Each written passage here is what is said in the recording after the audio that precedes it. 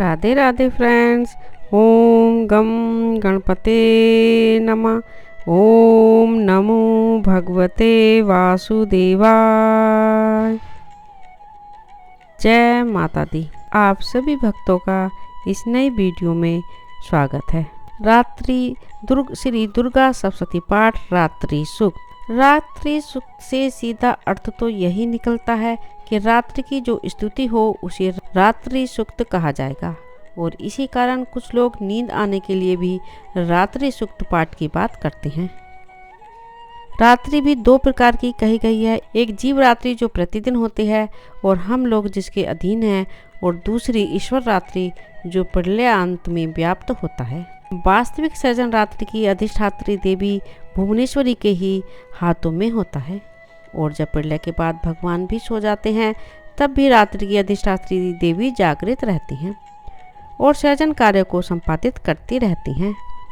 ये सृजन सामान्य जीवों में स्पष्टतः दृष्टिगत होता है और विज्ञान सिद्ध भी होता है।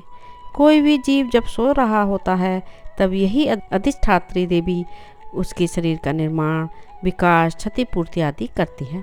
इस प्रकार रात्रि की अधिष्ठात्री देवी का स्तवन है। यह दो प्रकार का है।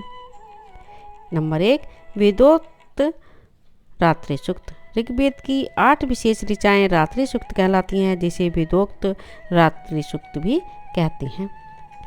तंत्रोक्त रात्रि सूक्त। मधु कैटभ से पीड़ित ब्रह्मा ने जब भगवान विष्णु को शयन करते देखा तो उन्होंने निद्रा की अधिष्ठात्री देवी का स्तवन किया, जो सप्तशती के प्रथम अध्याय में श्लोक 72 से 87 तक है। इसी को तंत्रोक्त रात्रि सूक्त कहते हैं। सप्तशती के आदि में रात्रि सूक्त और अंत में देवी सूक्त का पाठ करें। वेदोक्त रात्रि सूक्त। हिंदी में वेदोक्त रात्रि सूक्त ऋग्वेद के 10वें मंडल के 10वें अध्याय के 127वें सूक्त के अंतर्गत लिखा गया है। यह ऋग्वेद की 8 ऋचाएं हैं, जिनमें रात्रि अर्थात रात की अधिष्ठात्री देवी भुवनेश्वरी का स्तवन होता है। दुर्गा सप्तशती पाठ के प्रारंभ और अंत में वेदोक्त देवी सूक्त के पाठ के साथ इस स्तोत्र का पाठ करना अत्यंत शुभ माना जाता है। यहाँ इस रात्रि सूक्त का उच्चारण हिंदी अर्थ में बताया गया है। वेदोक्त रात्रि सूक्तम विनियोग है। ओम रात्रिद्य अष्टचर्य सूक्तस्य कुशिके शोभ्रौ रात्रिवा भारद्वाज ऋषि रात्रिर्देवता गायत्री छंदा देवी महात्म्य पाठे विनियोगा। महत्वादी रूप व्यापक इंद्रियों से सब देशों में समस्त वस्तुओं को प्रकाशित करने वाली ये रात्रि रूपा देवी अपने उत्पन्न किए हुए जगत के जीवों के शुभाशुभ कर्मों को विशेष रूप से देखती है और उनके अनुरूप फल की व्यवस्था करने के लिए समस्त विभूतियों को धारण करती है। ये देवी अमर हैं और संपूर्ण विश्व को नीचे फैलने वाली लता आदि को तथा ऊपर बढ़ने वाले वृक्षों को भी व्याप्त करके स्थित हैं। इतना ही नहीं, ये ज्ञानमयी ज्योति से जीवों के अज्ञान अंधकार का नाश कर देती हैं। रात्रि देवी आकर अपनी बहन ब्रह्म विद्यामयी उषा देवी को प्रकट करती हैं, जिससे अविद्यामय अंधकार का नाश हो जाता है। ये रात्रि देवी इस समय मुझ पर प्रसन्न हो, जिनके आने पर हम लोग अपने घरों में सुख से सोते हैं, ठीक वैसे ही जैसे रात्रि के समय पक्षी वृक्षों पर बनाए हुए अपने घोंसलों में सुखपूर्वक शयन करते हैं। उस करुणामयी रात्रि देवी के अंक में संपूर्ण ग्रामवासी मनुष्य, पैरों से चलने वाले गाय, घोड़े आदि पशु, पंखों से उड़ने वाले पक्षी एवं पतंग आदि किसी प्रयोजन से यात्रा करने वाले पथिक और बाज आदि भी सुखपूर्वक सोते हैं।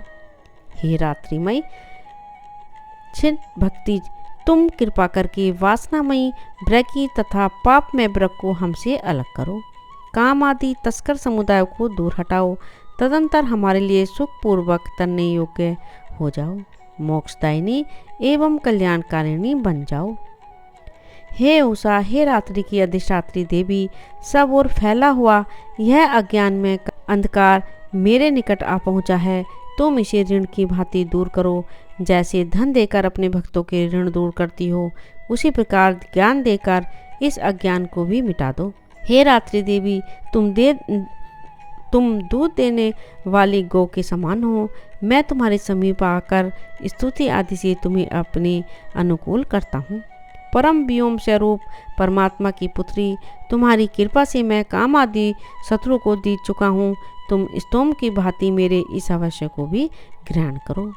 इति श्री वेदोक्तम रात्रि सूक्तम संपूर्णम। रात्रि सूक्त का पाठ करने के बाद देवर्त अर्थवशीष का पाठ अत्यंत शुभ माना जाता है। राधे राधे। ओम नमो भगवते वासुदेवाय। जय माता दी।